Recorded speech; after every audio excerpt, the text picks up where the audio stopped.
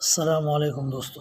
حضرت لیث بن سعد رحمۃ اللہ علیہ فرماتے ہیں کہ حضرت زید بن حارثہ رضی اللہ عنہ نے اپنا واقعہ اس طرح سنایا کہ میں طائف میں ایک آدمی سے کرایہ پر خچر کرایہ پر لیا، اور کرایہ دینے والے نے جس نے خچر دیا تھا مجھے، اس نے شرط لگایا کہ جس منزل پر میں چاہوں تم وہی رکو گے، وہی ٹھہرو گے۔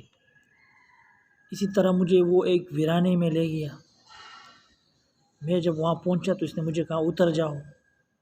ادھر ادھر لاشیں پڑی ہوئی تھی، تو میں سمجھ گیا یہ مجھے قتل کرے گا، میرا مال متاع جو ہے یہ چھین لے گا۔ تو میں نے اس سے کہا مجھے 2 رکعت نفل پڑھنے کی اجازت دو، کہ میں صرف 2 رکعت نفل پڑھوں، اور جب میں 2 رکعت نفل پڑھ لوں پھر مجھے قتل کر دینا۔ میں نے 2 رکعت نفل کی نیت باندھ لی اور اللہ سے دعا کی کہ یا ارحم الراحمین، یا ارحم الراحمین، یا ارحم الراحمین، مجھے اس ظالم سے بچا۔ 3 مرتبہ کہا۔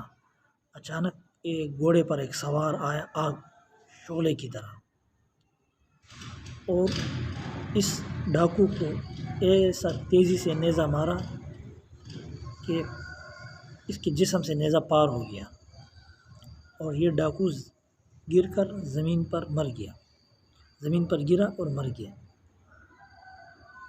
پھر اس گھوڑ سوار نے مجھ سے کہا، جو گھوڑے پر آیا تھا، اس نے مجھ سے کہا تم نے جب پہلی دفعہ یا ارحم الراحمین کہا تو میں اس وقت 7ویں آسمان پر تھا، جب تم نے دوسری بار پکارا تو میں آسمانی دنیا پر تھا، یعنی نیچے سب سے آخری آسمان پر تھا، جب تیسری مرتبہ تم نے پکارا تو میں 7ویں آسمان پر تھا، یعنی جب تیسری مرتبہ تم نے پکارا تو میں آپ کے پاس پہنچ گیا۔ پہلی دفعہ سب سے اوپر آسمان پہ تھا، دوسری مرتبہ دنیاوی آسمان پر، اور تیسری مرتبہ تم نے یا ارحم الراحمین پکارا تو میں پہنچ گیا اور آپ کی مدد میں نے کی۔ تو یہ یا ارحم الراحمین کی فضیلت ہے، اتنا بڑا اثر ہے اس میں۔ اگر بندہ اخلاص سے اور دل سے پڑھے اور اللہ سے جو دعا مانگے تو اللہ رب العالمین اس دعا کو قبول کر دیتے ہیں، ظالم کی شر سے اس کو بچا دیتے ہیں۔ یا ارحم الراحمین۔ السلام علیکم۔